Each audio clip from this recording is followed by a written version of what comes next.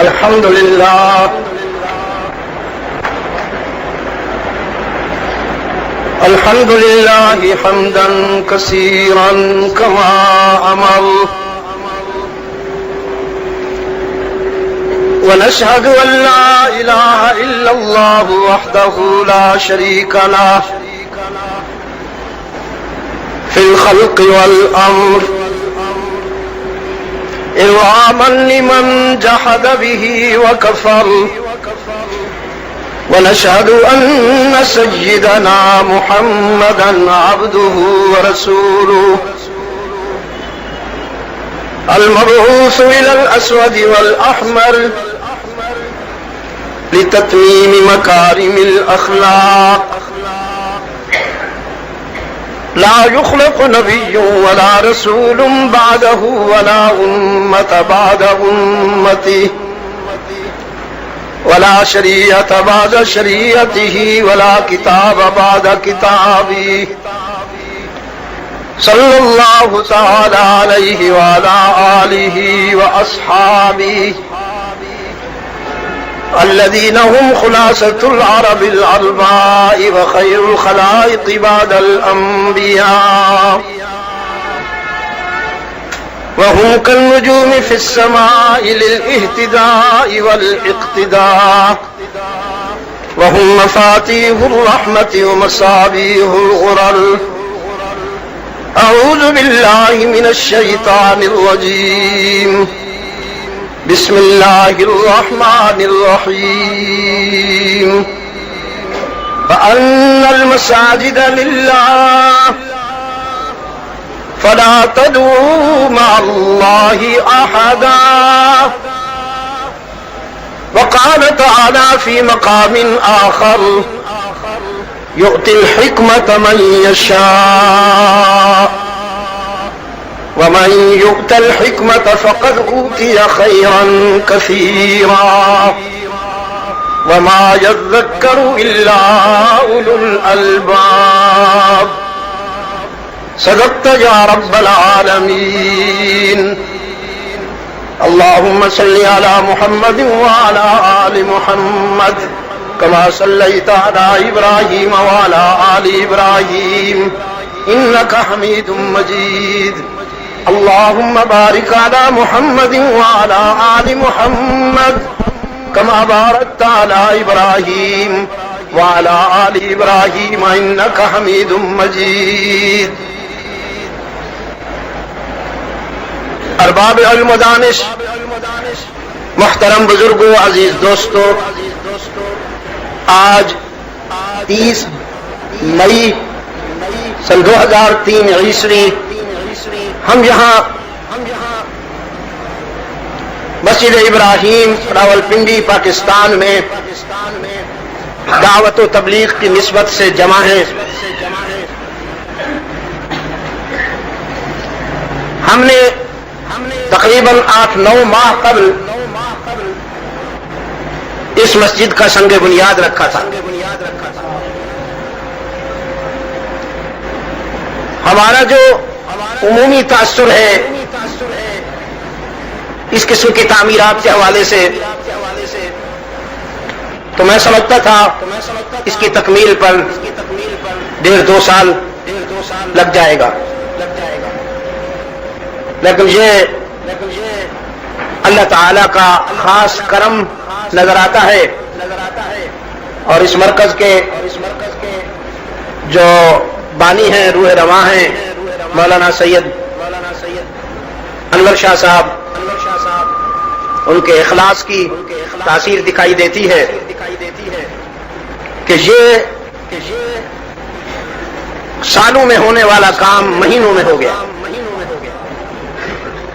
اور آج ہم مسجد ابراہیم کے پہلے جمعہ میں شاہ صاحب نے مجھے بہت ہی اصرار کے ساتھ مجبور کر دیا، ورنہ جیسا کہ آپ جانتے ہیں یہ ذمہ داری میں نے وہاں سنبھال رکھی اپنے وہاں قرآن اکیڈمی میں، اور ملک میں کہیں بھی جمعہ کے لیے میں وعدہ نہیں کرتا ہوں، ان سے معذرت کرتا ہوں، لیکن شاہ صاحب کے ساتھ ایک تعلق ہے اور فرمایا کہ افتتاح بھی آپ کریں، چونکہ سنگ بنیاد آپ نے رکھا تھا، جگہ تنگ ہے، آپ کو تکلیف ہو رہی ہے اوپر نیچے، لیکن اس تکلیف کا اجر بھی بہت بڑا ہے۔ جو لگن اور جذبہ یہاں تک آپ کو لے آیا ہے، اس کا صلہ رب العالمین میری توقعات اور میری دعاؤں سے زیادہ عطا فرمائے۔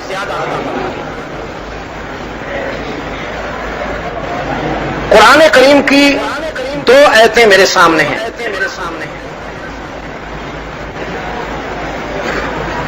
اور دونوں اپنے وسیع مفہوم کے حوالے سے طویل وقت چاہتی ہے، اور ہمارے پاس بہت ہی مختصر وقت ہے۔ اس مختصر وقت میں اگر میں ان دونوں آیتوں کے تقاضوں کا کسی حد تک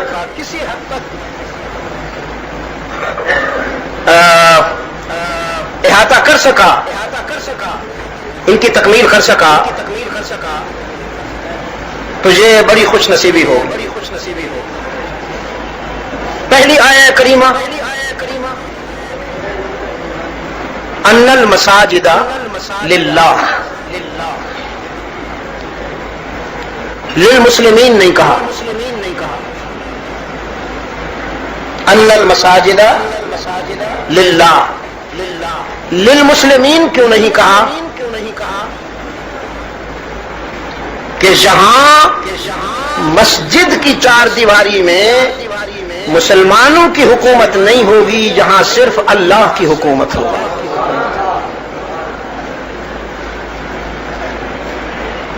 ایک بات۔ دوسری بات یہ کہ لا تدعوا مع اللہ احد،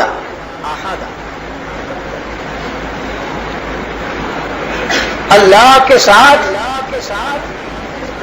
اس کے بندوں میں سے کسی کو بھی نہ پکارا جائے۔ مسجد سے، مسجد کی فضا میں، مسجد کی 4 دیواری میں جب بھی پکارا جائے، اللہ ہی کو پکارا جائے۔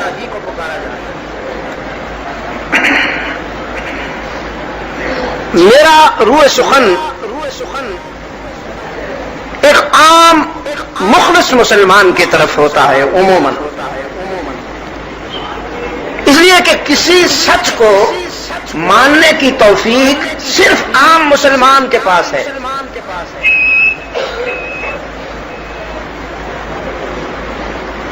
یہ دین کو سمجھنے میں کوشاں رہتا ہے، جب بھی کوئی سچ اس کو مل جائے، اس کو اختیار کرنے میں اسے کوئی رکاوٹ پیش نہیں آتی۔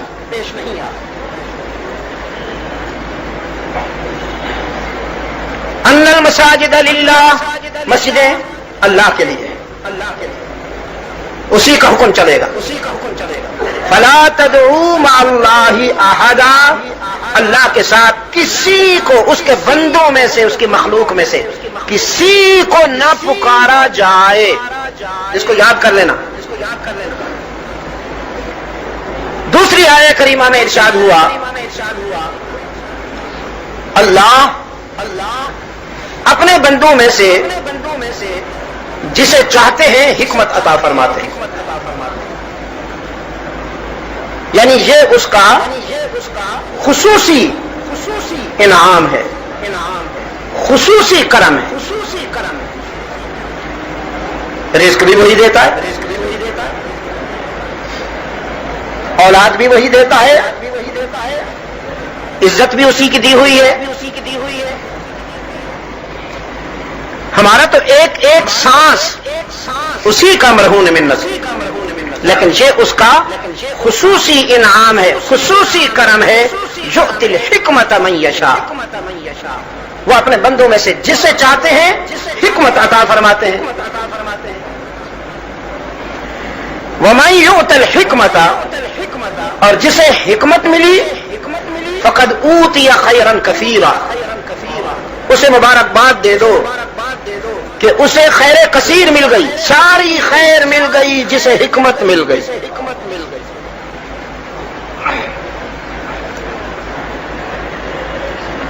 سمجھ لی آپ نے یہ بات؟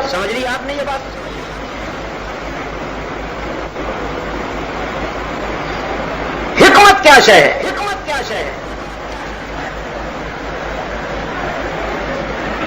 یہ جو پنسار کا دکان کھول کے بیٹھے ہیں ہمارے بعض دوست بھائی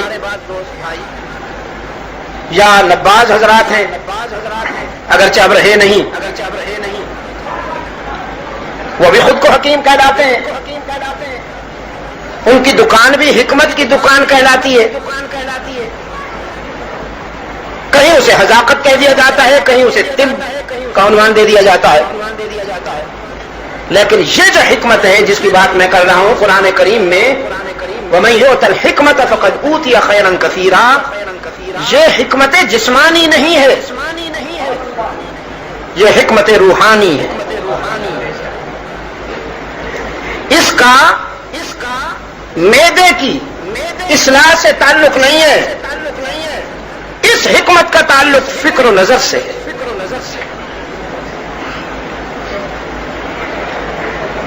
انسان کی دو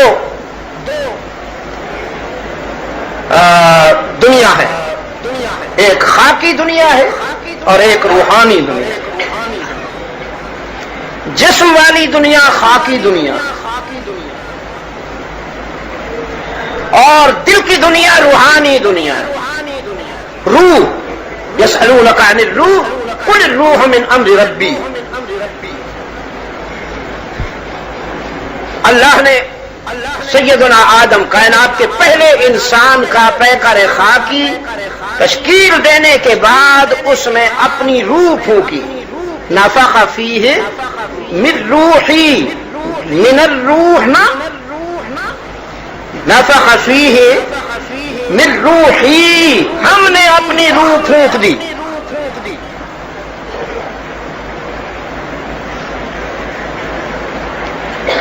وَمَن يُؤْتَ الْحِكْمَةَ فَقَدْ أُوتِيَ خَيْرًا كَثِيرًا، جسے حکمت ملی اسے خیر کثیر ملی۔ وَمَا يَذَّكَّرُ إِلَّا أُولُو الْأَلْبَابِ، لیکن یہ بات ہر ایک نہیں سمجھتا، اولو الالباب سمجھتے ہیں۔ اولو الابطان نہیں، اولو الالباب سمجھتے ہیں۔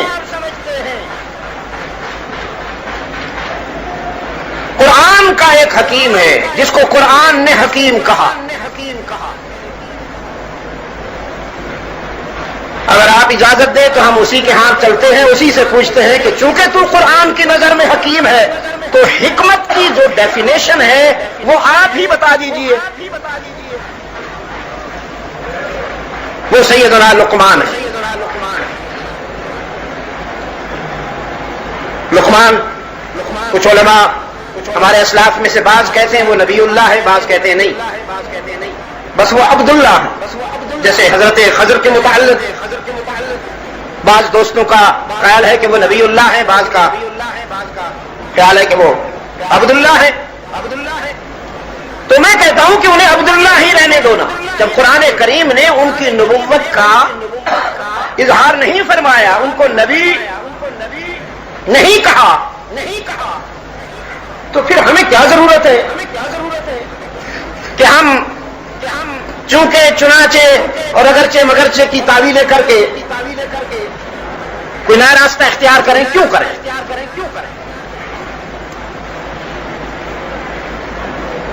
نبی اللہ ہونا بے شک بہت بڑا مقام ہے، بہت بڑی عزت ہے، لیکن عبداللہ ہونا بھی کوئی کم عزت ہے۔ اللہ نے اپنے رسول سے کہا جاؤ میرے بندے کے پاس، ہے جی کیا کہا جی کہ آتیناہ من لدنا علما، عبدم من عبادنا، میرا ایک بندہ ہے میرے بندوں میں سے، آتیناہ من لدنا علما، باقی سب مدرسوں سے، مکتبوں سے، یونیورسٹیوں سے، اداروں سے علم حاصل کرتے ہیں، اور وہ ہمارا بندہ آتیناہ من لدنا علما، ہم نے اسے دنیا والوں کے پاس نہیں جانے دیا، خود ہی علم و حکمت اس کے دل و نگاہ میں بھر دیا۔ من لدنا علما، یہ علم لدنی کی جو صوفیاء کرام میں اصطلاح استعمال ہوتی ہے وہ یہیں سے ہے۔ آتیناہ من لدنا علما، وہ علم جو اللہ سے براہ راست ملتا ہے۔ تو حضرت موسیٰ علیہ الصلوۃ والسلام خضر کی رفاقت کے لیے اللہ کے حکم کے تحت آئے تھے، کچھ اسرار سمجھنے کے لیے، تو ہم انہیں عبداللہ کہتے ہیں۔ میں حضرت لقمان کی شخصی عظمت کو تفصیلاً بیان کرنے کے بجائے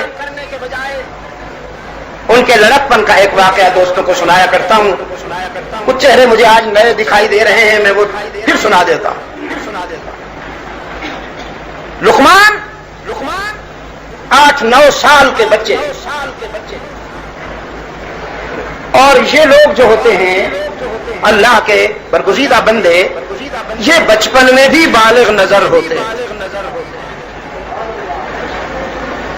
کچھ ایسے ہوتے ہیں کہ جو 50 سال کے 60 سال کے ہو کر بھی بلاغت نظر نہیں حاصل کر پاتے، اور کچھ ایسے ہوتے ہیں کہ جن کا بچپن بھی بلاغت سے معمور ہوتا ہے، بالغ نظر ہوتے ہیں۔ 8-9 سال کا بچہ ہے، اس وقت کا بادشاہ لقمان کو اپنے پاس تخت کے اوپر بٹھاتا تھا، اس لیے کہ لقمان چپ رہتا تھا، بہت کم بولتا تھا، لیکن جب بولتا تھا تو بس ان کی بات روح محفل بن جایا کرتی۔ اب ایک بات کہ بادشاہ صاحب کے پاس کوئی باہر کا وفد آیا، اور اس وفد کے قائد نے بادشاہ کو آ کر ایک پھل پیش کیا، فروٹ پیش کیا، یہ کہتے ہوئے کہ یہ ذائقے میں تلخ ہوگا، میٹھا نہیں ہے، تلخ ہے، لیکن میں اس لیے لایا ہوں کہ آپ اس کو استعمال کریں گے تو بہت ساری بیماریوں سے محفوظ رہیں۔ بادشاہ نے وہ پھل قبول کر لیا، اور جب کاٹا تو پہلا اس کا جو حصہ تھا، اس کی جو کاش تھی، وہ لقمان کو دی، اس لیے کہ محفل میں بچہ یہی بیٹھا تھا۔ زمانہ اسلام سے پہلے کی بات کر رہا ہوں، لیکن اخلاقیات میں بہت سی خوبیاں ایسی ہیں کہ زمانہ اسلام سے پہلے بھی چلی آ رہی ہیں۔ اب اسلامی تعلیمات کا بھی یہی حکم ہے کہ جب تم کوئی میٹھا یا پھل کھانے لگو، اگر تمہارے پاس کوئی بچہ بیٹھا ہے تو اس کو پہلے دے دو۔ اس کی حکمت کیا ہے؟ اس کی حکمت یہ ہے کہ بچہ انتظار نہیں کر سکتا۔ اگر آپ اس کو نہیں دیں گے، شاہ صاحب کو دیں گے، کسی اور بزرگ کو دیں گے، تو بچہ ہاتھ پھیلا دے گا۔ تو اسلام کہتا ہے اس سے پہلے کہ بچے کا ہاتھ غیر اللہ کے آگے پھیل جائے، یہ حادثہ بہت بڑا ہے، اس کو پہلے دے دو۔ اس معصوم کو اس حادثے سے بچانے کے لیے اس کو پہلے دے دو۔ لقمان کو پہلے دیا گیا، باقی سب لوگوں میں تقسیم ہوا، تو کوئی بھی اس کی تلخی کو برداشت نہ کر سکا۔ سب کی حالت خیر ہو گئی، خود بادشاہ صاحب کی طبیعت بگڑ گئی، سب نے وہ پھل تھوک دیا، لقمان آرام کے ساتھ وہ پھل کھا گئے۔ تو اب سوالیہ نظریں بادشاہ سمیت اس بچے کی طرف اٹھی کہ یہ تو آرام سے کھا گیا، ہم سے تو یہ پھل اس کی تلخی برداشت نہ ہو سکی۔ بادشاہ نے پوچھا، ہاں بیٹا تم کھا گئے ہو، کیا تمہیں یہ پھل کڑوا نہیں لگا؟ لقمان نے کہا لگا۔ بچے کی قوت حادثہ بڑوں کے مقابلے میں تیز ہوتی، اس کی زبان پر جھوٹ کی ضربیں نہیں لگی ہوتی۔ کڑوا تو لگا۔ تو بادشاہ نے کہا پھر تو نے کیسے کھا لیا؟ لقمان کہنے لگا میں نے پھل کو نہیں دیکھا، اصل بات یہ ہے کہ میں نے پھل کو نہیں دیکھا، دینے والے ہاتھوں کو دیکھا۔ کڑوا تو لگا، اور میرے نفس نے چاہا کہ میں اسے تھوک دوں، لیکن میرے ضمیر نے کہا نہیں، جن ہاتھوں سے ہمیشہ اچھی اور میٹھی چیزیں ملتی رہتی ہیں، اگر انہی ہاتھوں سے کبھی کوئی کڑوی چیز بھی مل جائے تو اس کو ٹھکرا دینا نمک حلالی کے خلاف ہے۔ اب اس ایک جملے میں لقمان اتنی بڑی بات کہہ گئے ہیں کہ اگر کسی کو یہ سمجھ میں آ جائے تو وہ کبھی اللہ تعالیٰ کا ناشکر گزار بندہ نہیں بن سکتا۔ اگر اس بات کو سمجھ لے کوئی شخص تو میں سمجھتا ہوں کہ اسے ہر حال میں اللہ کے شکر کی توفیق میسر آئے گی. ہم حصول نعمت پر تو اس کا شکر کرتے ہی ہیں، اگرچہ اس شکر کے انداز میں بھی کچھ کمزوریاں ہوتی ہیں. ہمارا نفس کہتا ہے یہ کامیابی تمہیں تیری تدبیر کی وجہ سے ملی، تیری پلاننگ بہت اچھی تھی، تو بڑا سمجھدار آدمی ہے. خصوصاً ہم تجارت پیشہ جو لوگ ہیں، تاجر کو اگر کوئی کامیابی حاصل ہو جائے گی، اسی پرانے تجربہ کار لوگ آ جائیں مارکیٹ. حالانکہ قرآن کہتا ہے وفی السماء رزقکم، رزق دکان سے نہیں ملتا، آسمان سے ملتا. وفی السماء رزقکم، وفی الدکان نہیں. تو سیدنا لقمان فرمایا وَلَقَدْ آتَيْنَا لُقْمَانَ الْحِكْمَةَ أَنِ اشْكُرْ لِلَّهِ. لقمان کو رزق بھی ملا، لقمان کو دنیا کی زندگی کی اور نعمتیں بھی نہیں، لیکن خاص انداز میں حق تعالی نے جس نعمت کی طرف اشارہ فرمایا ہے وَلَقَدْ آتَيْنَا لُقْمَانَ الْحِكْمَةَ، وَلَقَدْ آتَيْنَا لُقْمَانَ الْحِكْمَةَ، ہم نے لقمان کو حکمت دی ان اشکر للہ، تاکہ وہ ہمارا شکر گزار بندہ بن جائے. ہمیں کیا ضرورت ہے کہ ہم کسی کے شکر کے منتظر بیٹھے رہیں. وَمَن يَشْكُرْ فَإِنَّمَا يَشْكُرُ لِنَفْسِهِ، جو بھی شکر کرتا ہے وہ اپنی ذات پر احسان کرتا ہے، ہم پہ نہیں. اس لیے کہ ہمارے ہاں ذات کا طے ہو چکا ہے، قانون بن چکا ہے. لَإِن شَكَرْتُمْ لَأَزِيدَنَّكُمْ، اگر تم ہماری نعمتوں اور ہمارے کرم پر شکر کرنے والے بنو گے تو ہم اپنی نعمتیں بڑھاتے جائیں گے، ہم اپنے کرم میں اضافہ کرتے چلے جائیں گے. وَمَن كَفَرَ فَإِنَّ اللَّهَ غَنِيٌّ حَمِيدٌ، اور اگر کسی نے کفران نعمت کیا تو پھر میں تو غنی اور حمید ہوں، مجھے تو نقصان نہیں ہوگا. تو سیدنا لقمان نے جب دنیا چھوڑنے کا وقت آیا، جب دنیا چھوڑنے کا وقت آیا تو اپنے بیٹے کو بلایا، اپنے بیٹے کو.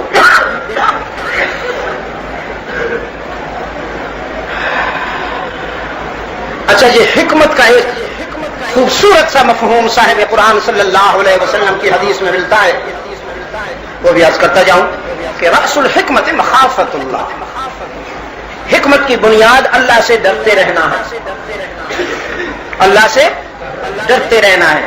راولپنڈی کے دوستو، جب اللہ یاد آتا ہے تو دل میں محبت کی لہریں اٹھتی ہیں، محبت کی کرنیں اور روشنی پیدا ہوتی ہے. کیا خیال ہے کہ کتب علی نفسہ الرحمہ، وہ تو اپنی ذات پر رحمت لکھ کے بیٹھا ہے، وہ تو رؤوف ہے، رحیم ہے، وہ تو اپنے بندوں کے ساتھ لطیف ہے، وہ اپنے بندوں کے بہت مہربان ہے. تو اللہ سے ڈرتے رہنا یہ حکمت کی بنیاد ہے. رحمت عالم صلی اللہ علیہ وسلم نے فرمایا یہ ڈر کون سا ہے؟ ڈر کی بھی تو بہت سی قسمیں ہیں نا. ایک وہ ڈر ہے جو رات کو چوروں سے ہوتا ہے، کوئی گھر میں نہ گھس آئے. ایک وہ ڈر ہے جو سفر کے دوران ڈاکوں سے ہوتا ہے. ہاں جی، ایک وہ ڈر ہے جو کسی دشمن سے ہوتا ہے. تو ڈاکو سے، چور سے، دشمن سے ڈرنا یہ تو سب جانتے ہیں. کیا کبھی کسی دوست سے بھی ڈر ہوتا ہے؟ ہاں راولپنڈی والوں، دوست سے بھی ڈر ہوتا ہے. اگر آپ کو معلوم نہیں تو میں آج بتا دوں، دوست سے یہ ڈر ہوتا ہے کہ مجھ سے کوئی ایسی بات نہ ہو جائے جس سے میرا دوست مجھ سے ناراض ہو. چور سے ڈرنا، ڈاکو سے ڈرنا، قاتل سے ڈرنا، دشمن سے ڈرنا یہ حیوانی ڈر ہے. اللہ سے ڈرنا بےایمانی کہ کوئی ایسی بات نہ کر بیٹھوں کہ میرا رب مجھ سے ناراض ہو جائے، یہ اصل میں انسانی اور روحانی تقویٰ. اسی کو قرآن بار بار کہتا ہے اتقوا اللہ، اتقوا اللہ، اللہ سے ڈرو، اللہ سے ڈرو. کیا مطلب؟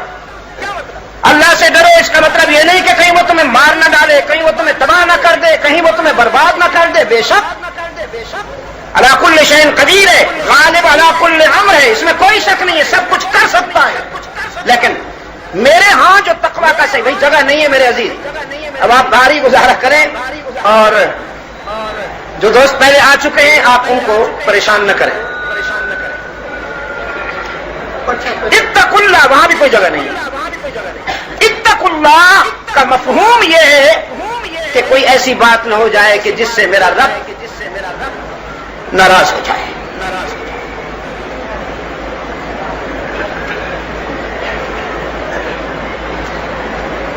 سیدنا لقمان دنیا چھوڑنے لگے تو بیٹے کو بلایا,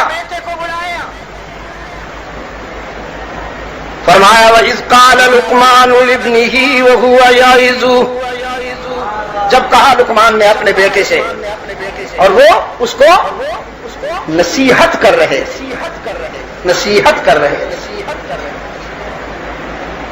بیٹا میں نے تیرے لیے جاگیریں نہیں بنائی,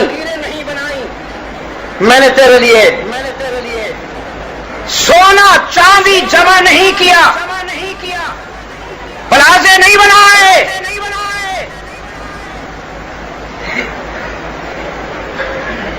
دوستو اہل نظر اور زندگی کے راز کو سمجھنے والے ان جھمیلوں میں نہیں پڑتے.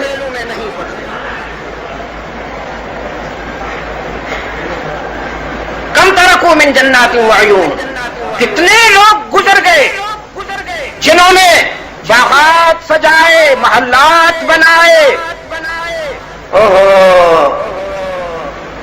اتنے وسیع محلات, کمزوروں کا خون چوس چوس کر, کمزوروں کا دھوکہ دے کے, جھوٹ بول کے محلات بنائے, اور پھر سب کچھ چھوڑ کر چلے گئے. پھر سب کچھ چھوڑ کے چلے گئے. کیا کر رہے ہیں آپ؟ پنکھے بند کیے گئے ہیں. ہاں, ساری راحتیں نہیں, کچھ قربانی.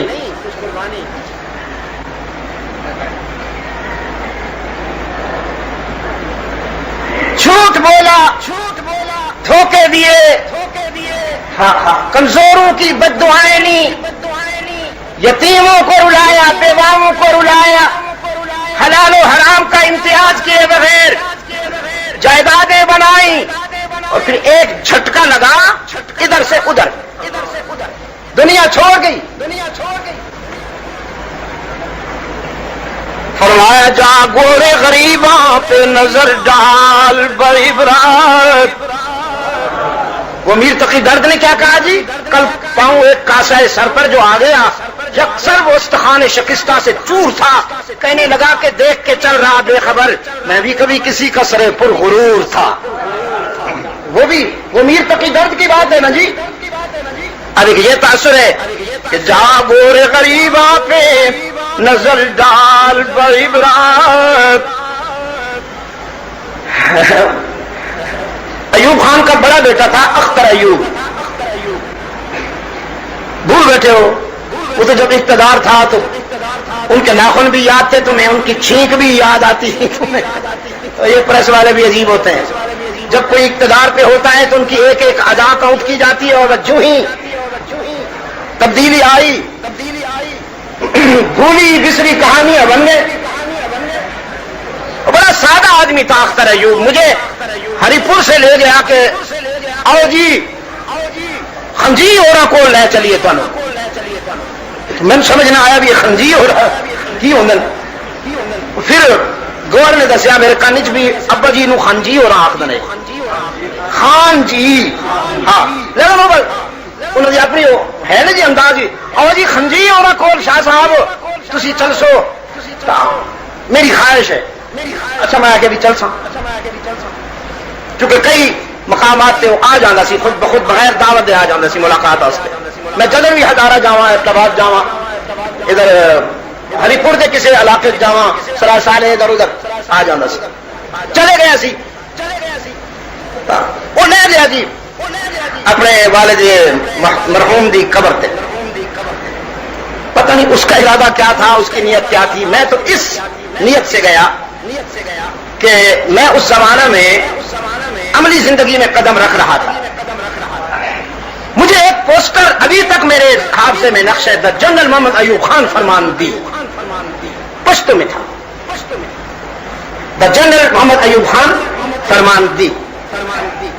اب پتہ نہیں اس میں کیا تھا, لیکن اس کا یہ ٹائٹل میرے حافظے میں نقش ہو گیا. میں نے کہا وہ فیلڈ مارشل صاحب ایک مرتبہ کراچی میں, اس کے دور میں تو دارالحکومت کراچی تھا, میں تخصص کر رہا تھا اس وقت حضرت بنوری رحمۃ اللہ علیہ کے ہاں. مجھے وہ منظر یاد ہے کہ صدر سے گزرتے ہوئے بوری بازار کے ساتھ والا جو روڈ ہے, وہ جا رہا تھا ادھر کلفٹن کی طرف. تو ادھر سے وہ آئے بندر روڈ سے, پھر یہ بوری بازار والا جو روڈ ہے اس کو انہوں نے فیسٹن اسٹریٹ کہلاتا ہے, فیسٹن اسٹریٹ, وہاں سے گزر رہا تھا. لوگوں کو روک دیا گیا تھا, قطاروں میں لوگ کھڑے تھے. تو جس طرح ہوتا ہے پہلے کچھ جیپیں آئیں اس کی ٹریفک والوں کی, پھر ایمبولینس آئیں, پھر نہ ان کی گاڑیاں آئیں پیچھے, پھر ایمبولینس وغیرہ تھی. تو 3-4 گاڑیوں کے بعد ایک بوڑھی خاتون کا وقت آ گیا. وہ اللہ کی بندی قطار سے نکلی اور روڈ کے اندر آ گئی. جنرل صاحب کی گاڑی کچلتی ہوئی اسے چلی گئی. پھر دوسری گاڑی نے کچلا, تیسری نے کچلا, چوتھی نے کچلا. وہ منظر کھڑے ہم دیکھتے رہے کہ وہ تڑپتی رہی, گاڑیاں گزرتی رہی, وہ تڑپتی رہی, گاڑیاں گزرتی رہی. جاگو رے غریباں پہ نظر ڈال بعبرات, جاگو رے غریباں پہ نظر ڈال بعبرات, کھل جائے گی تجھ پر تیری دنیا کی حقیقت. ہاں عبرت کے لیے ڈھونڈ کسی شاہ کی تربت, اور پوچھ کہاں ہے وہ تیری شان حکومت. کل تک جو بھرا تھا, کل تک جو بھرا تھا وہ غرور آج کہاں ہے. اے کاسا سر بول تیرا تاج کہاں ہے. تو لقمان نے فرمایا بیٹا میں نے تیرے سر کے لیے دنیا کے تاج نہیں اکٹھے کیے, میں نے اس تاج کا اہتمام کیا ہے جو اس دنیا کے بعد تیرے سر پہ رکھا جائے گا. اور وہ تاج ہے حافظ قرآن کے لیے, کہ قرآن کریم جس سینے میں حفظ ہو گیا اس کے سر پہ بھی تاج رکھا جائے گا, اس کے والدین کے سر پہ بھی تاج رکھا جائے گا. وَإِذْ قَالَ لُقْمَانُ لِابْنِهِ وَهُوَ يَعِظُهُ, اور جب لقمان نے اپنے بیٹے سے کہا نصیحت کے انداز میں, یا بنیا میرے رخت جگر, لا تشرک باللہ, لا تشرک باللہ, لا تشرک باللہ, ان الشرک لظلم عظیم. شرک ظلم عظیم ہے بیٹا, اس سے بچتے رہنا.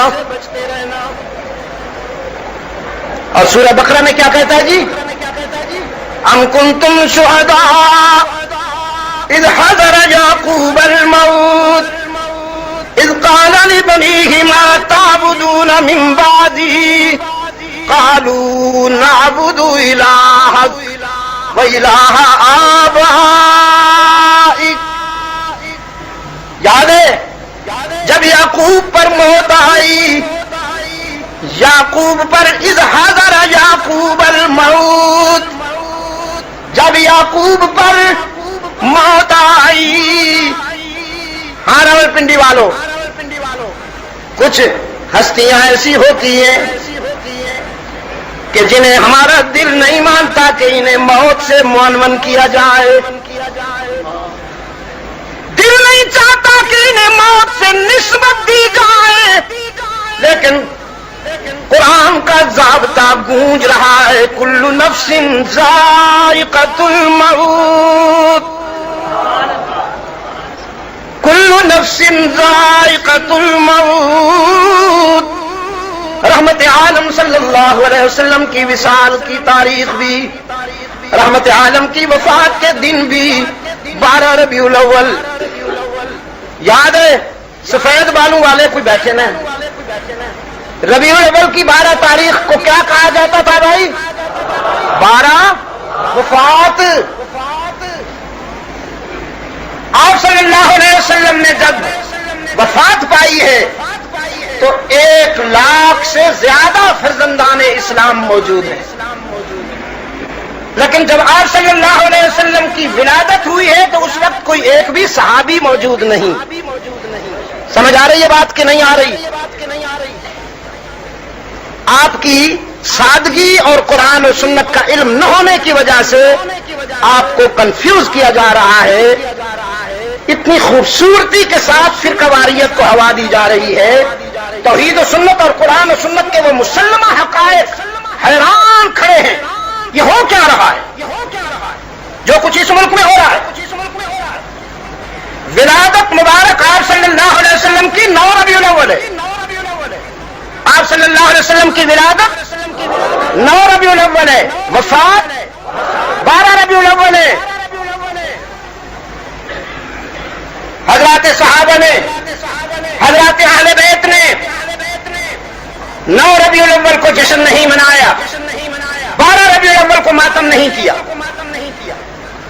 اس لیے کہ اللہ کی مرضی یہ نہیں تھی، اللہ کی مرضی یہ نہیں تھی۔ اسلام میں جشن اور ماتم کی اصطلاح ہے ہی نہیں، یاد ہے آپ کو؟ جشن بھی فارسی، ماتم بھی فارسی، یہ تو عربی حروف ہی نہیں۔ ہاں، عالم انسانیت میں اسلام سے پہلے جو دور جہالت تھا، خوشیوں میں جشن اور غم یا مصیبت میں ماتم ہوا کرتا تھا، اسلام نے آ کر لغت تبدیل کر دی، ڈکشنری تبدیل کر دی، جشن کی جگہ شکر آ گیا، ماتم کی جگہ صبر آ گیا۔ اب اسلام کہتا ہے جب تمہیں خوشی ملے تو شکر کرو، اور جب کوئی مصیبت یا غم آئے تو صبر کرو۔ رحمت عالم صلی اللہ علیہ وسلم کی وفات کے دن جو قوم جشن منائے، آپ خود سوچئے اس قوم کا انجام کیا ہوگا۔ حسنین کریمین رو رہے ہیں 12 ربیع الاول کو، سیدہ فاطمہ زہرا فرما رہی ہیں، صبت علی مصائب لو انہا صبت علی الایام سن لیالیا۔ میرے بابا جان کی موت نے جو میرے دل پر غم توڑے ہیں، جو میرے دل پر صدمے ڈھائے ہیں، اگر ان غموں کا کچھ حصہ چمکتے ہوئے سورج پہ پڑ جائے تو قیامت تک اس کی روشنی ختم ہو جائے۔ حسنین رو رہے ہیں، سیدہ فاطمہ یہ کہہ رہی ہیں، اور آج ہم کیا کر رہے ہیں؟ ہم جو کچھ کر رہے ہیں وہ آپ کے سامنے۔ اس دن سیدنا فاروق اعظم رضی اللہ تعالیٰ عنہ، وہ جو میں کہہ رہا تھا نا، بعض لوگ ایسے ہوتے ہیں کہ ان کی موت کی نسبت ہمارا دل برداشت نہیں کرتا۔ میں نام نہیں لیتا، ایک بڑا آدمی تھا یہاں پنجاب کا، وہ فوت ہو گیا۔ فوت بھی کیا ہوا؟ بیٹے نے مار ڈالا اسے۔ کبھی کبھی اولاد بھی تو گناہوں کی سزا بن کر آتی ہے۔ ہاں، ہر بیٹا اللہ کی نعمت نہیں ہوتا۔ ان من ازواجکم واولادکم عدو لکم، ان من آبائکم واجدادکم نہیں کہا قرآن نے، ان من ازواجکم واولادکم عدو لکم، بیٹے نے مار ڈالا اسے۔ ایک عرصہ تک مجھے یاد ہے اخبارات میں خبریں لگتی رہیں کہ وہ مرا نہیں ہے، وہ کہیں چھپ گیا ہے۔ وجاہت کتنی ہوتی ہے کہ انسانی دل و دماغ تسلیم نہیں کرتا کہ ایسے شخص پہ بھی موت آ سکتی ہے۔ قرآن کہتا ہے ہاں آ سکتی ہے، اگر نہ آتی تو پھر رحمت عالم صلی اللہ علیہ وسلم کے نہ آتی۔ لو کانت الدنیا تدوم لواحد، مخدومۃ المسلمین نے فرمایا نا، لو کانت الدنیا دنیا تدوم لواحد لکان رسول اللہ فیہ مخلدا، اگر دنیا میں موت سے کسی کو بچنا ہوتا تو پھر اللہ کا محبوب ان پر کبھی موت نہ آتی۔ فاروق اعظم رضی اللہ تعالیٰ عنہ شمشیر بقت گھومتے ہیں مدینہ کے گلی کوچوں میں، اگر کسی زبان پر یہ جملہ آیا میں سر اڑا دوں گا کہ رحمت عالم صلی اللہ علیہ وسلم نے وفات پائی ہے، میں نہیں سن سکتا یہ جملہ۔ واللہ العظم بولکہو، سر اڑا دوں گا میں اس کا۔ عجیب صورتحال، ایک یہ صدمہ کہ محبوب کی وفات ہے، اب دوسرے ابن خطاب کچھ کہنے نہیں دیتا، اتنے میں صدیق اکبر رضی اللہ تعالی عنہ آئے۔ صدیق اکبر رضی اللہ تعالی عنہ آئے تو پورا مدینہ جمع ہو گیا کہ ابو بکر کی بات، اللہ کے رسول کے بعد ابو بکر کی بات اس امت میں حجت ہے، ان کے سامنے کون بولے گا؟ تو صدیق اکبر رضی اللہ تعالی عنہ نے غمزدہ مسلمانوں کو یوں دیکھا اور پھر ایک خطبہ دیا۔ حدیث کے ورقوں میں وہ خطبہ چمک رہا ہے، قیامت تک چمکتا رہے گا۔ فرمایا ان اللہ عمر محمدا صلی اللہ علیہ وسلم وابقا، اللہ نے اپنے محبوب صلی اللہ علیہ وسلم کو دنیا کی زندگی دے کے دنیا میں بھیجا، جب تک چاہا رکھا، حتی قام دین اللہ واظہر امر اللہ وبلغ رسالت اللہ وجاہد فی سبیل اللہ۔ اللہ کے محبوب صلی اللہ علیہ وسلم نے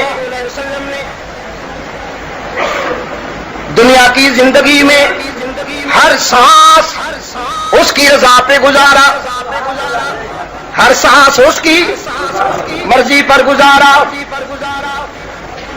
گدی نشینی اختیار نہیں کی، نذرانے نہیں بٹورے، آستانے نہیں بنائے، امام المجاہدین بن کے رہے، امام المجاہدین، سید العابدین بھی، امام الراکعین بھی، سید الساجدین بھی اور امام المجاہدین بھی۔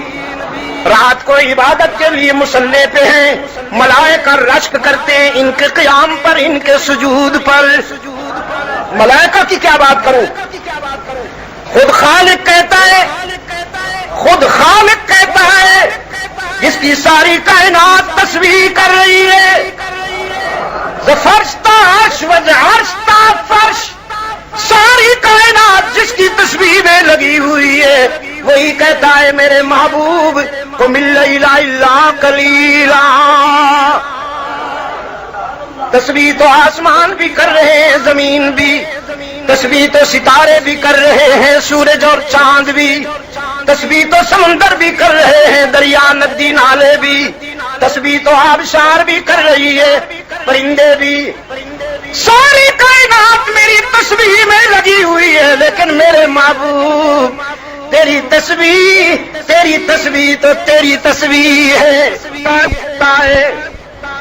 راتیں تھک جاتی ہیں تو نہیں تھکتا، ساری رات میرے ذکر و عبادت میں کھڑا رہتا ہے نا، اپنی خوشی کے لیے تیرا دل چاہتا ہے کہ تو رات بھر مجھے یاد کرے، پوری رات میری یاد میں گزار دیتا ہے اپنی خوشی کے لیے، کچھ دیر آرام کر لیا کیجئے میری خوشی کے لیے۔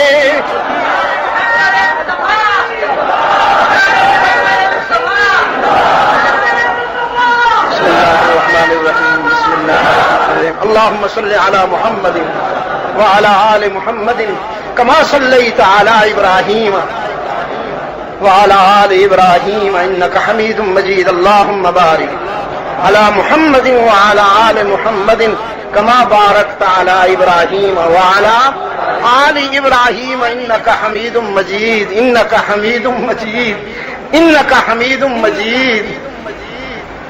رحمت عالم صلی اللہ علیہ وسلم آسمان ہدایت کا سراج منیر بھی ہے، مسند روحانیت کا تاجدار بھی ہے، مسند روحانیت کا تاجدار بھی ہے، اور دنیا میں ہے، دنیا سے باہر نہیں ہے۔ کس نے کہا کہ شرف صرف اسلام کو ہے یہ حاصل کہ اس کا نبی ہر صفت میں ہے کامل.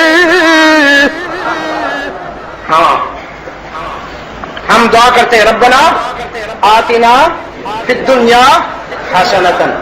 پہلے اللہ سے ہم اپنی دنیا مانگتے ہیں، یا اللہ کسی کا محتاج نہ کر، اپنے سوا کسی کے سامنے مانگنے والا نہ بنا. یا اللہ کسی کا محتاج نہ کر، ہماری عزت نفس کی حفاظت فرما لے، ہماری دنیا بھی بنا دے، دنیا بھی سنوار دے اور آخرت بھی سنوار دے. پہلے دنیا کی بات کرتے ہیں ربنا آتنا فی الدنیا. شرف صرف اسلام کو ہے یہ حاصل کہ اس کا نبی ہر صفت میں ہے کامل. نہ دنیا کا طالب نہ دنیا کا طالب نہ دنیا سے غافل، نہ دنیا کا طالب نہ دنیا سے غافل. اولو الامر تو پھر کیا مطلب؟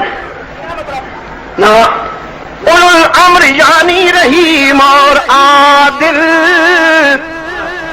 وہ مشفق جو غیروں کو اپنا بنا لے، وہ ہادی جو بھولوں کو رستہ دکھا دے. محبت کے یوں جس نے دریا بہائے، دل ان کا بھی جیتا جو سر لینے آئے. یہ بندہ نوازی کے جوہر دکھائے کہ خود کھائے جو اور جواہر لٹائے، کہ خود کھائے جو اور جواہر لٹائے. خوشی اپنی غیروں کے غم میں بھلا دی، خوشی اپنی غیروں کے غم میں بھلا دی. دیا درد جس نے اسے بھی دعا دی.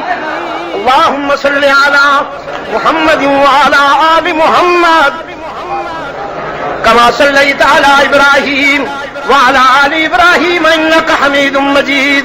اللهم بارك على محمد وعلى آل محمد كما باركت على إبراهيم وعلى آل إبراهيم إنك حميد مجيد. حتى قام دين الله وأظهر أمر الله وبلغ رسالة الله وجاهد في سبيل الله.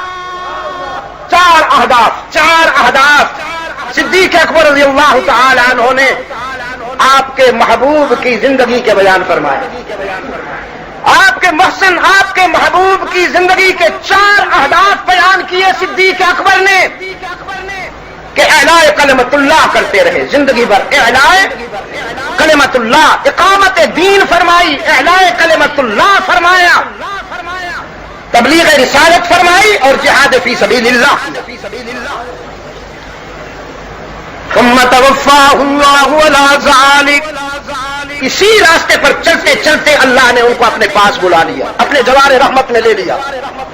وقد ترککم علی الطریقہ، اور تمہیں بھٹکنے کے لیے بے خبر نہیں چھوڑا، تمہیں روشنی کا مینار دے گئے. قرآن کریم. اب صدیق اکبر کی نظر پڑی ابن خطاب پر جو دور کھڑا یوں غم کی تصویر یوں دیکھ رہا ہے کہ کہیں یہ شخص وہ بات نہ کہہ دے جو میں سننا نہیں چاہتا. اب یہاں آ کر میرے الفاظ ختم ہو گئے، میرے پاس الفاظ نہیں ہیں کہ میں ابن خطاب کی اس کیفیت کو الفاظ میں بیان کروں. میں مفلس ہو گیا ہوں، یہاں میرے پاس الفاظ کا ذخیرہ ختم. بس یہاں تک آیا ہوں کہ ابن خطاب یوں کھڑے دیکھ رہے ہیں کہ یہ شخص کہیں وہ لفظ نہ کہہ دے، وہ جملہ نہ اس کے منہ سے نکل جائے جو میں سننا نہیں چاہتا. جانتے ہو وہ جملہ کہ رحمت عالم نے وفات پائی، یہ میں نہیں سن سکتا. صدیق اکبر نے فرمایا فإن منكم الله ربه فإن منكم الله ربه فهو حي لا يموت. جن کا اللہ معبود ہے، جو اللہ کو رب بشارت دیتا ہوں ان کا رب زندہ تھا، زندہ ہے، زندہ رہے گا۔ کیوں؟ اس لیے کہ اس کا میلاد نہیں تو پھر اس کی وفات بھی نہیں۔ جس کا میلاد ہے اس کی وفات ضروری ہے۔ فَإِنَّ مِنكُمُ اللَّهُ رَبُّهُ فَهُوَ حَيٌّ لَا يَمُوتُ۔ اے کاش کہ آپ یاد کر لیتے۔ میں یقین سے کہتا ہوں اگر آپ کو یہ باتیں دل میں اتر جائیں اور آپ رسوخ کے ساتھ، ایمان کی پختگی کے ساتھ یہ باتیں یاد کر لیں تو فرقہ واریت کی دکان چلانے والے بدبختوں کا راستہ بند ہو جائے۔ میری سب سے بڑی بدقسمتی یہ ہے کہ میری قوم قرآن و سنت کو نہیں ابھی تک صحیح معنوں میں سمجھ نہیں پا رہی۔ فَإِنَّ مِنكُمُ اللَّهُ رَبُّهُ فَهُوَ حَيٌّ لَا يَمُوتُ وَمَنْ كَانَ يَعْبُدُ مُحَمَّدًا وَيَزْعُمُهُ إِلَٰهًا۔ ابو بکر تیری عظمت پہ قربان جاؤں۔ وَمَنْ كَانَ يَعْبُدُ مُحَمَّدًا وَيَزْعُمُهُ إِلَٰهًا۔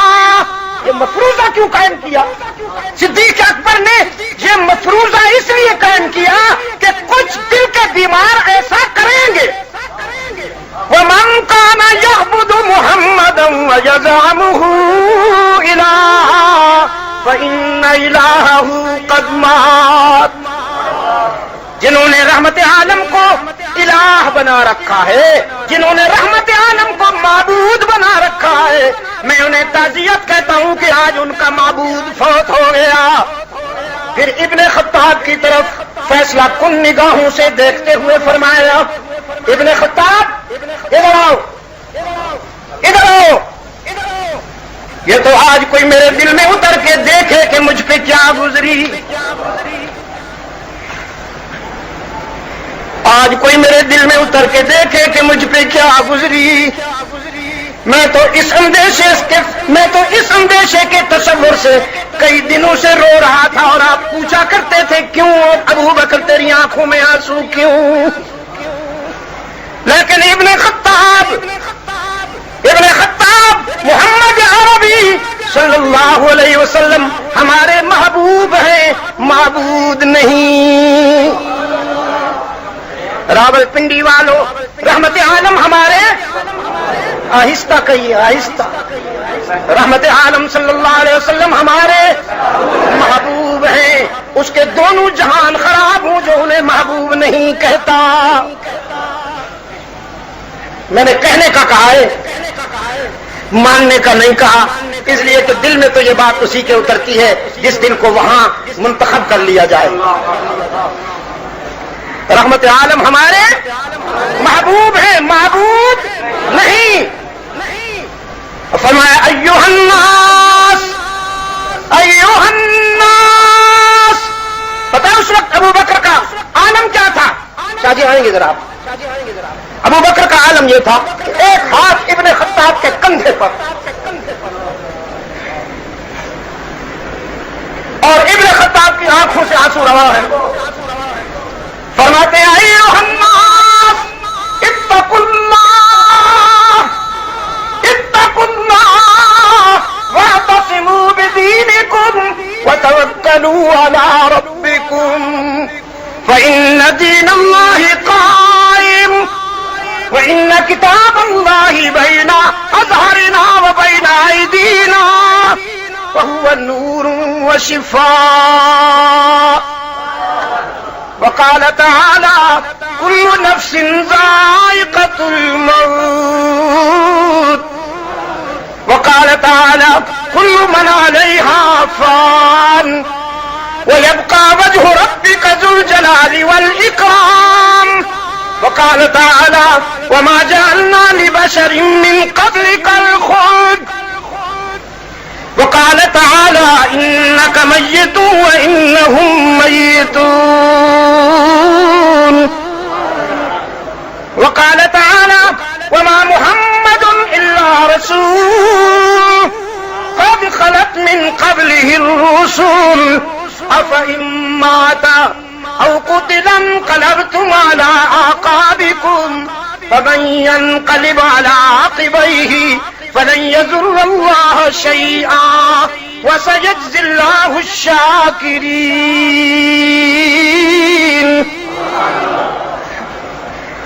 اب رکا ہوا طوفان ابن خطاب کی آنکھوں سے بہ نکلا کہ اوہو دل تو نہیں چاہتا تھا، دل مانتا بھی نہیں تھا، لیکن یہ حادثہ ہو گیا. اس لیے کہ یہ ضابطے کی بات ہے، قانون ہے، قرآن کہہ رہا ہے، تو قرآن کے سامنے کس کی چلے گی؟ جو بات قرآن کہے گا ماننا پڑے گی. ابن خطاب پہلے جس اضطراب میں تھے اس اضطراب سے نکل آئے.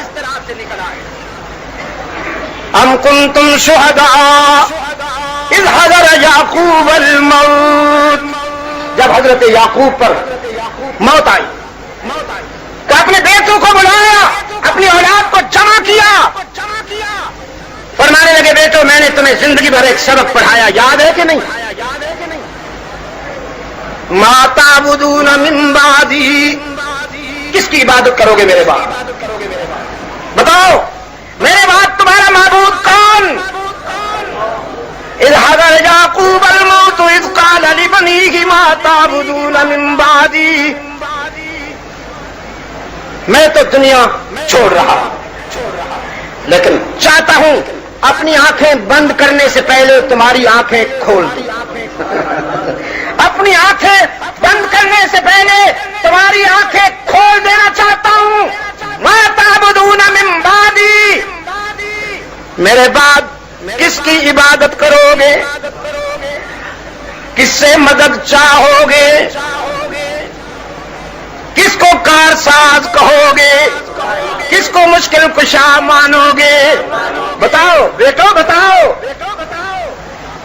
کہیں میری قبر پہ آ کر تو نہیں ہاتھ پھیلاؤ گے؟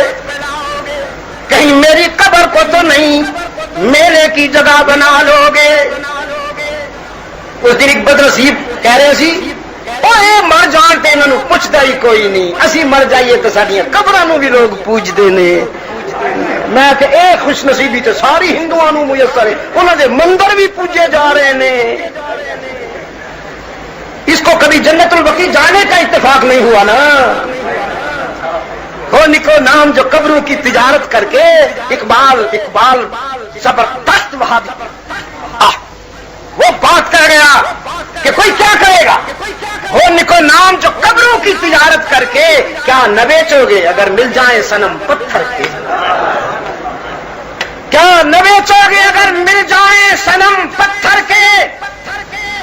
تمہارا کیا خیال ہے؟ اللہ والے وہی ہوتے ہیں جن کی قبروں کو سجدے کیے جائیں. جنت البقیع میں اللہ والے سو رہے کہ نہیں سو رہے؟ راولپنڈی کے بے زبانوں، جنت البقیع اللہ والوں کا گھر ہے، محور مرکز ہے کہ نہیں ہے؟ ابھی ہو کے آیا ہوں، ابھی اس فروری میں جنت البقیع میں اللہ بس اللہ اللہ اور اللہ بتایا جاتا ہے. یہ سیدہ فاطمہ زہرا رضی اللہ عنہا کا مدفن ہے. بتایا جاتا ہے یہ حضرت ابراہیم ابن محمد کا مدفن ہے، جہاں رحمت عالم کے چھوٹے فرزند حضرت ابراہیم سو رہے ہیں. یہ فلاں صحابی کا حضرت عثمان ابن عفان کا مدفن ہے. یہ امہات المومنین سو رہی ہیں. ہاں جی بر مزارے ماں غریباں نئے چراغے نئے گلے، نئے پرے پروانہ سوزد نئے صدائے بلبلے. ظفر علی خان مرحوم کہتے ہیں نا بہادر شاہ ظفر کہتے ہیں مرحوم مغفور. رنگون میں ان کی قبر پہ بھی گیا ہوں، وہاں بھی یہ شعر لکھا ہوا ان کے بر مزارے ماں غریباں نئے چراغے نئے گلے، نئے پرے پروانہ سوزد نئے صدائے بلبلے. میرے عزیز دوستو،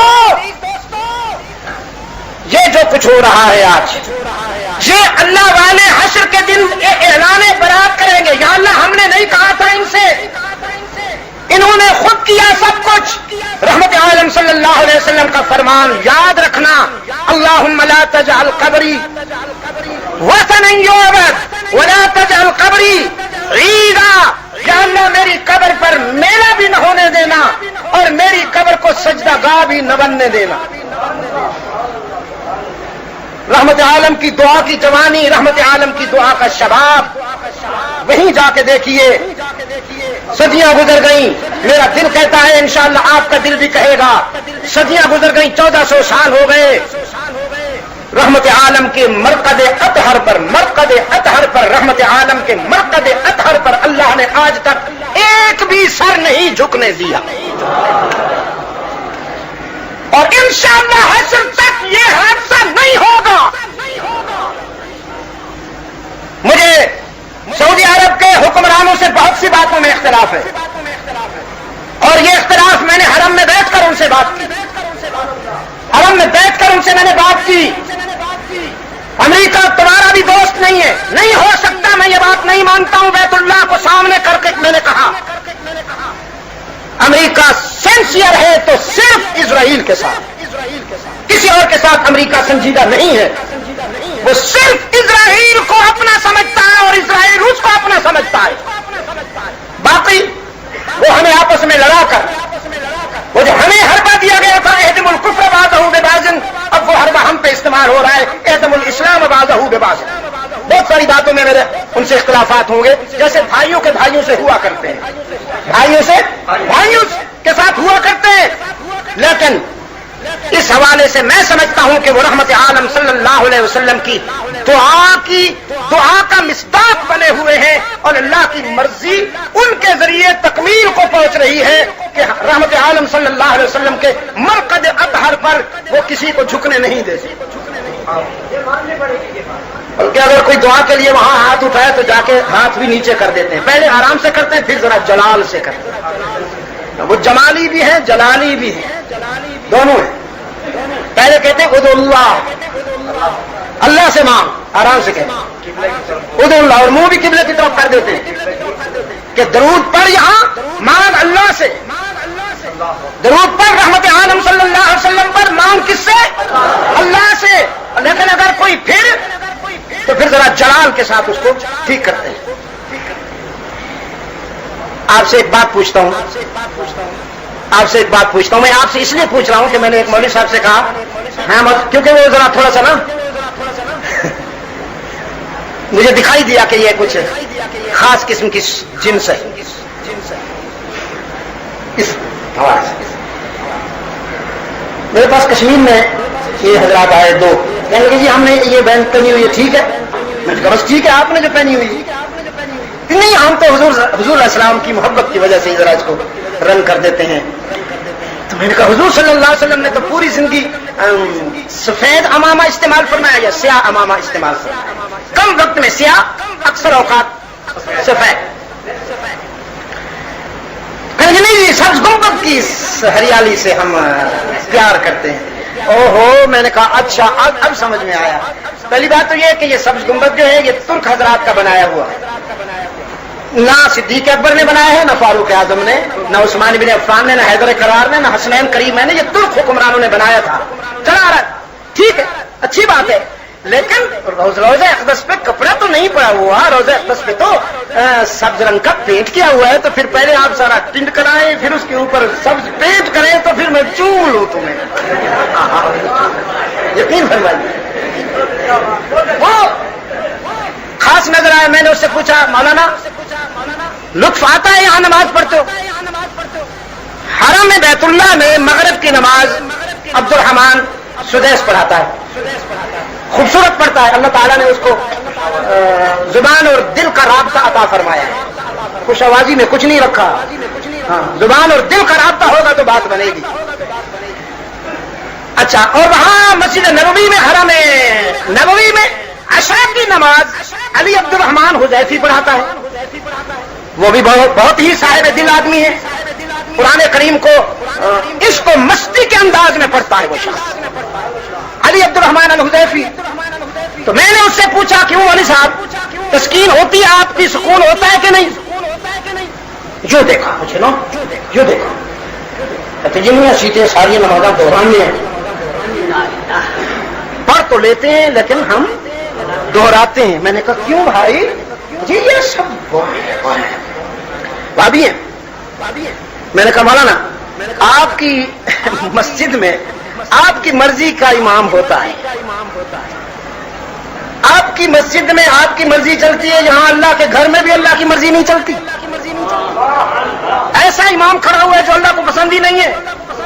میں تو یہ بات نہیں مانتا. میں نے کہا مولوی صاحب, ہم اپنے ہاں جس کو چاہتے ہیں امام رکھتے ہیں, جو ہمیں پسند نہیں آتا اس کو روانہ کر دیتے ہیں.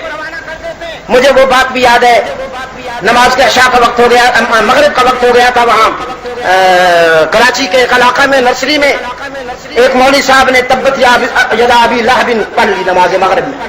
کمیٹی کے صدر صاحب نے اس کا ہاتھ پکڑا اور باہر کیا کہ تم نے حضور کے چچا کی توہین کی ہے, باہر جاؤ. وہ بیچارہ کہنے لگا خونے نہ کر دائم کسیرا نہ کچھ تائم, کیا ہوا جرم تو بتاؤ. اس نے کہا تو نے ابھی ایک صورت نہیں پڑھی جس میں حضور کی چچا کی توہین کی گئی ہے؟ اس نے کہا اللہ کا بندہ, وہ تو سورت قرآن کریم میں ہے, اللہ نے فرمایا, اللہ نے نازل کی, وہ تو اللہ نے کہا ہے, میرا کیا جرم ہے؟ کمیٹی کے صدر صاحب کہنے لگے اللہ کہتا رہے, تو کیوں کہتا ہے؟ نہیں, اللہ کی بات اور ہوگی, ہماری بات اور. خدا کے لیے آپ مجھے بتائیے کہ ایسے لوگ جو ہیں ان کو مذہب کی آڑ میں برداشت کیا جانا چاہیے؟ راجا جی, آجا جی, اس بات پر کہ اسلامی مسلمات میں کھوج لگانے کی اجازت نہیں ہونی چاہیے. سنجیدگی کے ساتھ یہ بات طے ہو جانی چاہیے کہ مسجد تعمیر کا مرکز بنے, تخریب کا نہیں. آپ مجھے بتائیے اگر لاؤڈ اسپیکر کو صرف اذان کے لیے استعمال کیا جائے تو یہ درد سر ہے صرف اذان کے لیے. لیکن مولوی صاحب صبح سویرے اٹھ کر ساری قوالیاں جب تک اس میں بیان لاؤڈ اسپیکر پر نہ کر دیں, پورا والیوم کھول کے جتنا اس کے پاس علم ہے قوالیوں کے حوالے سے, نعتوں کے حوالے سے, وہ سارا جب تک بیان نہ کر دیں اور محلے کے سارے بیماروں کی دعائیں نہ لے لیں, اس وقت تک وہ لاؤڈ اسپیکر کو نہیں چھوڑتا. آپ مجھے بتائیے یہ لاؤڈ اسپیکر کا صحیح استعمال ہے؟ مسجد سے محبت تقسیم ہونی چاہیے. اب کیا ہو رہا ہے؟ مسجد مسلمانوں کی وحدت و مرکزیت کا اشتہار رہی ہے. مسجد کا تصور یہ ہے کہ یہاں عبادت بھی ہو, خلق خدا کی خدمت بھی ہو, اور اسلام کی اشاعت و تقلیم کے لیے منصوبہ بندی بھی ہو. خلافت راشدہ کے دور میں امت مسلمہ کا جی ایچ کیو بھی مسجد ہوا کرتی, لیکن یہ ایسا جی ایچ کیو تھا کہ اس کے اندر اس کے صحن میں سویا ہوا ایک شخص جو اپنا بازو سرہانے رکھ کے سو جاتا تھا, بازو سرہانے رکھ کے سو جاتا تھا. ایران کا کسرا اور روم کا قیصر اپنی بادشاہتوں کے سونے کے محلات میں بیٹھ کر کانپا کرتے تھے. ایک شخص نے ان کی نیندیں حرام کر رکھی تھی, اس کا نام ابن خطاب تھا. اور پھر ایک شخص صحن مسجد نبوی میں سویا ہے, سرہانے اس کے بازو ہے, چادر ذرا تھوڑی سی پنڈلیوں تک اٹھی ہوئی ہے, یہاں تک بھی مٹی ہے, بازو پہ بھی مٹی ہے, چہرے پہ بھی مٹی ہے. رحمت عالم آئے ہیں, فرمانے لگے ہو ابو تراب قم ابو تراب, وہ مٹی کا باپ اٹھ, کیا حال ہے تیرا؟ سارا خاک آلود بنا ہوا ہے تیرا جسم. یہ حیدر کرار ہے جس کا نام سن کر طاغوت کی ماں مرتی تھی, کفر لرزا کرتا تھا. میرے شاندار ماضی کے حوالے سے مسجد کا کردار یہ ہے کہ مسجد جوڑ کا مرکز رہی, توڑ کا نہیں. مسجد میں ٹوٹے ہوئے دلوں کو جوڑا. اور آج ہمارا کیا حال ہے؟ اس طرف کی مسجد کی اذان کی کوالٹی اور ادھر کی کوالٹی اور, سامنے والی مسجد کی اذان کی کوالٹی اور ادھر والی کی کوالٹی اور, کوئی اندر میں ملا کر اپنی شناخت, کوئی پہلے ملا رہا ہے, کوئی بعد میں ملا رہا ہے. عنوان مقدس, کلمات مقدس, جملے مقدس, نیتیں خراب, ارادے کچھ اور کہ ہم اپنی اس میں شناخت پیدا کریں. بچے بیچارے پریشان ہو کے پوچھتے ہیں ماؤں سے, ماں سچی اذان کیڑی ہے؟ اے کہ او ہے, او ہے کہ اے. ماں دیے پتر, ماں بھی پتا کوئی نہیں. یہ ساری مولویوں کی دکانداری ہے, ماں نہیں پتا. ان المساجد للہ فلا تدعوا مع اللہ احدا. مسجدیں اللہ کے لیے اور اللہ کے ساتھ کسی اور کو نہ پکارا جائے. اللہ کے ساتھ کسی اور کو بولو, یا اللہ پکارو نہ ذرا, یا اللہ. اچھا ٹھہرو, قال ربکم، تمہارا رب کہتا ہے ادعونی، مجھے پکارو، مجھے۔ بھائی ایک دکاندار کا بیٹا، کریانہ کا، جس کا دکان تھی کریانہ کی، اس کا بیٹا صابن کی ٹکیا لینے کے لیے کسی دوسری دکان پہ جا رہا تھا، تو محلے والے نے پوچھا کیوں بھائی، یہ تو تمہارے اپنے باپ کی دکان پر ہے، دوسری دکان پہ کیوں جا رہے ہو؟ تو کسی اور جو تیسرا کھڑا تھا اس نے کہا بات یہ ہے کہ یہ چیز اس کے باپ کی دکان پہ ہوگی نہیں، اس لیے دوسری دکان پہ جا رہا ہے، یا پھر اس کی اپنے باپ کے ساتھ کچھ تھوڑی سی لگتی نہیں ہے، کوئی انبن ہو گئی ہوگی، اس لیے دوسری دکان پہ جا رہا ہے، چاہے وہ اس کے دوست کی کیوں نہ ہو، لیکن جو چیز ان کے پاس ہے اگر ہے تو کہیں اور کیوں جائے؟ رب العالمین نے فرمایا ادعونی استجب لکم، مجھے پکارو نا، مجھے پکارو، میں تمہاری دعاؤں کو قبول کرتا ہوں، میں جب تمہیں مایوس کر دوں پھر ادھر ادھر دیکھنا، میں جو تمہاری دعاؤں کو قبول کرنے کے لیے تیار ہوں۔ ادعونی استجب لکم، مجھے پکارا کرو، میں تمہاری دعائیں قبول کرتا ہوں۔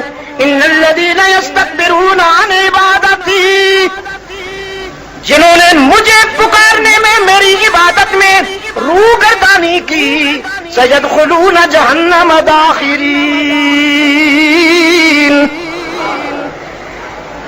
وہ رسوا ہو کر جہنم میں ڈالے جائیں گے۔ تو ان المساجد للہ فلا تدعوا مع اللہ احدا، اب یاد کرو ذرا اسے، یا اللہ اونچی آواز سے کہو نا، بلکہ اونچی آواز سے بھی نہ کہو، ادھر سے نہیں ادھر سے کہو نا، یہ دل کی آواز ہے، دل کی آواز تو دل کی آواز تو دل کی آواز ہوا کرتی ہے، یا اللہ۔ اچھا آپ نے یہ کیا کیا؟ یا اللہ جو کہا تو کیا کیا؟ الحمدللہ یہ آپ نے عبادت کی، اللہ کو پکارنا عبادت ہے، تو فلا تدعوا مع اللہ احدا، پھر یہاں صرف اللہ کو ہی پکارا کرو، اللہ کے سوا کسی اور کو نہیں پکارو گے، اس لیے کہ اگر اللہ کے سوا کسی اور کو پکارو گے تو وہ کیا بنے گا؟ شرک بنے گا۔ اس لیے لقمان نے فرمایا یا بنی لا تشرک باللہ ان الشرک لظلم عظیم، بیٹا اللہ کے ساتھ کسی اور کو نہ پکارنا، کسی اور سے مدد نہ مانگنا، کسی اور کو دستگیر و حاجت روا و مشکل کشا نہ سمجھنا، یہ ظلم عظیم ہوگا۔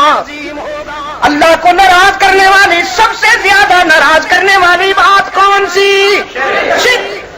باقی سب کچھ وہ معاف کرنے کا اعلان کر چکا ہے، لیکن شرک کو معاف نہ کرنے کا اعلان کر چکا ہے۔ کوئی مجھے رحیم و کریم سمجھ کے شرک نہ کرے، معافی نہیں ملے گی۔ اور رحمت عالم نے فرمایا کوئی مجھے رحمت للعالمین سمجھ کے بدعت نہ کرے، معافی نہیں ملے گی۔ وہ شرک کے معاملے اپنی توحید میں اتنا حساس ہے کہ مشرک کو معاف نہیں کرتا، اور رحمت عالم اپنی سنت کے معاملے میں اتنے حساس ہے کہ بدعتی کے لیے کوئی معافی نہیں، بدعتی کے لیے کوئی معافی نہیں۔ مسجد اللہ کے لیے ہے، اسی کا نام ہی پکارا جائے۔ مسجد ابراہیم، اللہ اس کو ہماری توقعات سے زیادہ آباد فرمائے، یہاں مسلمانوں کے اذہان و قلوب کے ربط کا اہتمام ہو، ہماری نئی نسل کو توحید و سنت کی بنیاد پر ذہنی اور فکری طور پر تیار کیا جائے، اور یہاں سے محبت تقسیم ہو۔ مسجد ابراہیم سے ہم دعا کرتے ہیں مودت تقسیم۔ ویسے بھی ہمارے انور شاہ صاحب بڑے میٹھے ہمارے درویش ہیں، میں تو سمجھا تھا کہ ویسے ہی کوئی بس جیسے ہمارا ہوتے ہیں ہمارے ٹیپیکل ٹائٹلز، لیکن اب پتہ چلا کہ یہ صاحب نظر فقیر ہے۔ سالوں کا کام مہینوں میں بحمداللہ تعالیٰ ہو گیا۔ راجا جی جس دن ہم نے سنگ بنیاد رکھا تو میں سوچ رہا تھا کہ 1.5-2 سال لگیں گے اس کی تعمیر میں، لیکن یہ اس کا کرم ہے کہ 8-9 مہینوں میں بحمداللہ تعالیٰ یہ کام ہو گیا۔ مجھے بیچ میں کبھی کبھی لے آتے تھے شاہ صاحب، یہاں کام کے سلسلے میں مشاورت بھی ہوتی رہی، پوچھتے بھی رہے مجھ سے کیا ہونا چاہیے، کیسے ہونا چاہیے، اور لگے بھی رہے بحمداللہ۔ تو میں جب یہاں آتا تھا مجھے ایسے محسوس ہوتا تھا کہ جیسے لشکر سلیمانی کے کچھ جنات یہاں آئے ہوئے ہیں اور وہ کام چلا رہے ہیں. وہاں بیت اللہ شریف کو میں نے دیکھا، میرا خیال میں کچھ سالوں بعد گیا تو جو نیا کمپلیکس بنا ہے حرم شریف کا حرم ہے، بیت اللہ کا بھی حرم ہے، مسجد نبوی کا بھی، اللہ ان کے وقار میں اضافہ فرمائے اور اللہ تعالیٰ ان کو اسلام دشمن سازشوں سے محفوظ و معمون فرمائے. آپ یقین فرمائیے کہ ایسے لگتا ہے پورا حرم جیسے کہ لشکر سلیمانی آیا تھا اور بنا کے چلا گیا. اور پھر ان میں سکون، ان میں راحت، قرآن کریم کے انوار و تجلیات، احادیث اور سنتوں کی ایک قسم کی رحمتوں کی بارش اور انوار و تجلیات. تو مساجد کا یہی مفہوم ہے، مساجد کا یہی رول ہے کہ وہ مسلمانوں کو متحد کریں، مسلمانوں میں مرکزیت پیدا کریں، ان میں اخوت اور بھائی چارہ پیدا کریں. میں دعا کرتا ہوں کہ اللہ تعالیٰ مسجد ابراہیم کو ہماری توقعات سے زیادہ کامیابیاں عطا فرمائے. یہ میرے دعوتی اسفار اور تبلیغی زندگی کی ایک جھلک ہے. خطابات، مقالات، قرۂ ارض پر جہاں جہاں اللہ تعالیٰ مجھے لے گیا اس کا آپ کو اس میں عکس ملے گا، پتہ چلے گا ہم دنیا میں کہاں کہاں گئے، کیا کیا کہتے رہے، خصوصاً جو کچھ ہم نے انڈیا میں کہا وہ بھی پتہ چلے گا، مقالات بھی. پھر یہ بھی کہ میں کہاں پڑھتا رہا، کس سے فیض حاصل کیا، کب پیدا ہوا، اس کا کیا فائدہ ہوا، یہ ساری باتیں آپ کو ملیں گی اس میں.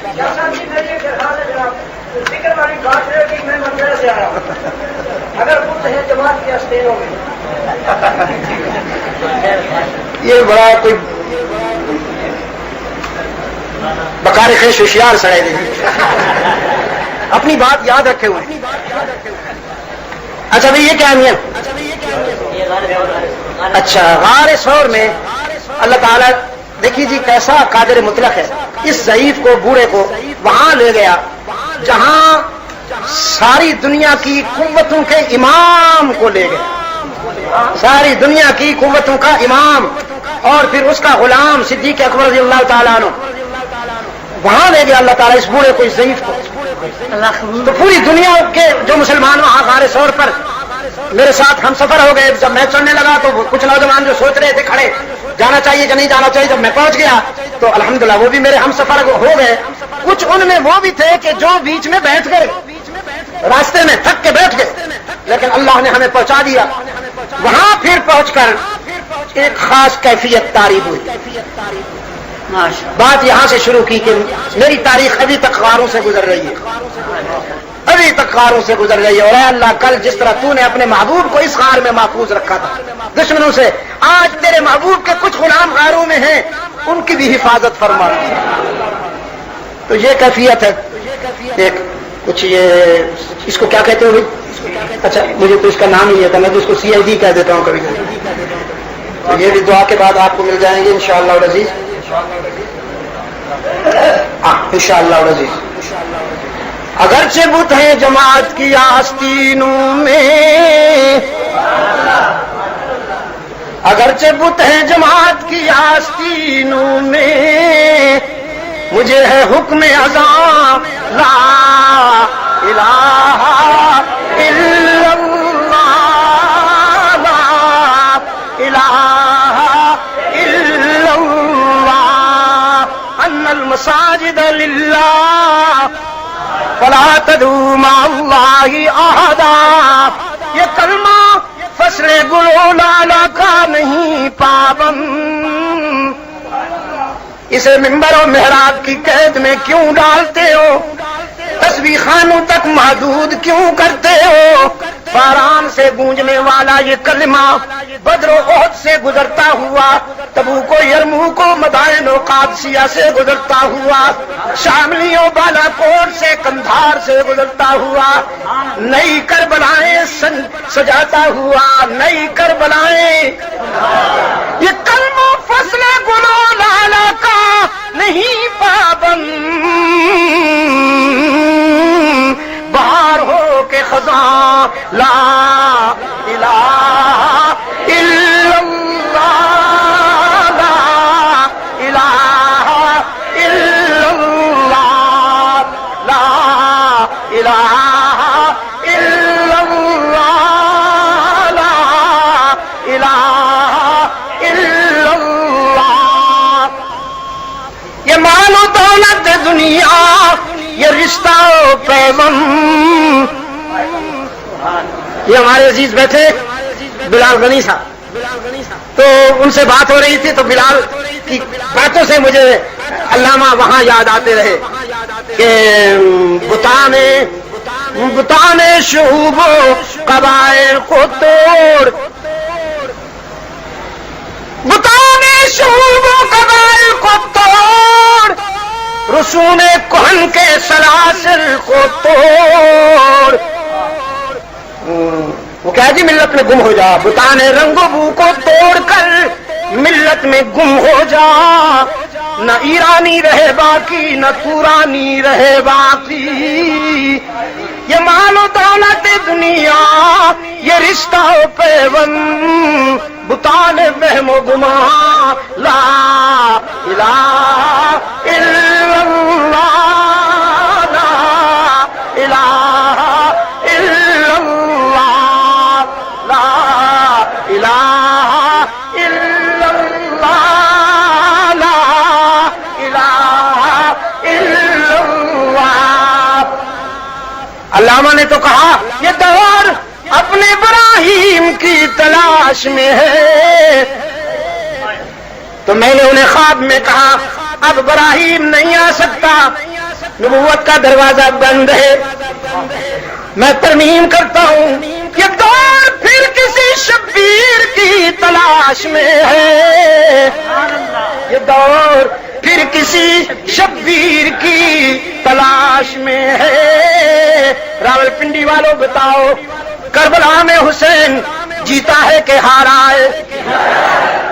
دل سے نہیں آئی جواب، دل سے جواب نہیں آیا. کربلا میں حسین جیتا ہے کہ ہارا ہے؟ میں کروڑوں لعنتیں بھیجتا ہوں اس پر جو کہے حسین ہارا ہے. حسین سب کچھ لٹا کے بھی، جس نے جو دہکتی آگ کے شعلوں پہ سویا وہ حسین، جو دہکتی آگ کے شعلوں پہ سویا وہ حسین، جس نے اپنے خون سے عالم کو دھویا وہ حسین. جو جمع بیٹے کی میت پر، جمع بیٹے کی میت پر نہ رویا نہ رویا نہ رویا وہ حسین، جس نے سب کچھ کھو کے پھر بھی کچھ نہ کھویا وہ حسین. یہ دور پھر کسی شبیر کی تلاش میں ہے. ستم کدا ہے جہاں لا الہ الا اللہ، لا الہ الا اللہ، لا الہ الا اللہ، لا الہ الا اللہ. اسی کلمے نے تمہیں جوڑا تھا، تم بکھرے ہوئے تھے اسی کلمے نے تمہیں جوڑا. تم پست تھے اسی کلمے نے تمہیں بلند کیا. تمہیں بکریاں چرانی بھی نہیں آتی تھیں اسی کلمے نے تمہیں انسانی قافلوں کا سالار بنایا. تو پھر آؤ لوٹ آؤ، فرقہ واریت چھوڑ دو. لا الہ الا اللہ، لا الہ الا اللہ، لا الہ الا اللہ، لا الہ الا اللہ. اگرچہ بت ہے جماعت کی آستینوں میں، اگرچہ بت ہے جماعت کی آستینوں میں، مجھے ہے حکم اذاں لا الہ الا اللہ، لا الہ الا اللہ، لا الہ الا اللہ، لا الہ الا اللہ، الا اللہ، الا اللہ، الا اللہ، الا اللہ، محمد الرسول اللہ. ربنا آتنا في الدنيا حسنة وفي الآخرة حسنة وقنا عذاب النار. ربنا لا تزغ قلوبنا بعد إذ هديتنا وهب لنا من لدنك رحمة إنك أنت الوهاب. اللهم ثبتنا على صراط المستقيم واحفظنا من كل بلاء الدنيا وعذاب الآخرة. اللهم وفقنا لما تحب وترضى وألف بين قلوبنا كما ألفت بين عبادك الصالحين. إنا نعوذ بك من الشقاق والنفاق وسوء الأخلاق. یا اللہ عالم اسلام کی مدد فرما. مسلمان جہاں کہیں مظلوم و مجبور ہیں ان کی دستگیری فرما. فلسطین کے مسلمانوں کی مدد فرما. یا اللہ عراق کے مظلوموں کی مدد فرما. چیچنیا، افغانستان اور کشمیر کے مظلوموں کی مدد فرما. انڈیا میں رہنے والے ہمارے دینی بھائیوں کے ایمان، جان، مال، عزت، اولاد کی حفاظت فرما. یا اللہ پاکستان کو قرآن و سنت پر مبنی آئین عطا کر کے امن و سلامتی کا گہوارہ بنا. وطن عزیز کو اے اللہ تمام شرور سے محفوظ و معمون فرما، ہر خطرے سے محفوظ و معمون فرما. عالم اسلام کو عالمی مرکزیت عطا فرما. روحانی جسمانی بیماروں کو شفاء کاملہ عطا فرما. جن جن دوستوں نے اس سلسلے میں دعا کے لیے کہا ہے، میں دعا کرتا ہوں اللہ ان سب کو شفاء عاجلہ عطا فرمائے. اس دنیا سے جانے والوں کی یا اللہ مغفرت فرما. بالخصوص ہمارے شاہ صاحب کے فرزند، نوجوان فرزند شہید ابراہیم انور کو اپنی جوار رحمت میں جگہ عطا فرما. میرے بیٹے شہید طاہر ندیم کو بھی اپنی جوار رحمت میں جگہ عطا فرما. پچھلے دنوں ہمارے ایک عزیز خوشنویس تقی صاحب کے فرزند کا انتقال ہو گیا. اللہ تعالیٰ انہیں بھی اپنی جوار رحمت میں دائمی بسیرہ عطا فرمائے. شاہ صاحب کی والدہ علین ہیں، اللہ تعالیٰ ان کو صحت کاملہ عطا فرمائے. اچھا، ہمارے قاضی صاحب بتا رہے ہیں کہ راجہ حامد نواز صاحب کی والدہ محترمہ بھی علیم ہیں. ہم دعا کرتے ہیں اللہ انہیں شفاء کاملہ عطا فرمائے. سب اس ادارے کی کامیابی کی دعا کرتے ہیں. اللہ تعالیٰ اس مسجد کو